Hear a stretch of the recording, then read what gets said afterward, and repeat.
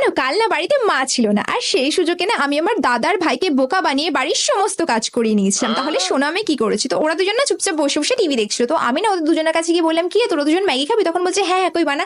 আমি বলছি হ্যাঁ ম্যাগি তো বানিয়ে দিতাম, কিন্তু বাড়ির যে এত কাজ পড়ে আছে, তোরা আমার কাজে হেল্প করবি কি বল, তাহলে ম্যাগি বানিয়ে দেবো। তো তখন ওরা বললো হ্যাঁ হ্যাঁ বল তোর কি কাজ করে দিতে হবে। তো তখন আমি বললাম একটা কাজ কর ভাই, তুই ভালো করে ঘরগুলো ঝাড় দিয়ে দে, আর দাদা তুই ভালো করে ঘরগুলো মুছে। তো তারপর না ওরা দুজন ওদের কাজ করতে লেগে গেছিল, আর সেই সুযোগে আমিও নিজের রুমে গিয়ে একদম বিন্দাস ফোন ঘাটছিলাম। তো ওদের দুজনের কাজ করা হয়ে গেলে তারা বলছে কই এবার তো ম্যাগি বানা। আমি বলছি হ্যাঁ ম্যাগি তো বানিয়ে দিতাম, কিন্তু এই যে এতগুলো বাসন পড়ে আছে, এই বাসনগুলো যদি মাজতে যায় তাহলে ম্যাগি কখন বানাবো, তোরা বাসনগুলো একটু মেজে দিবি।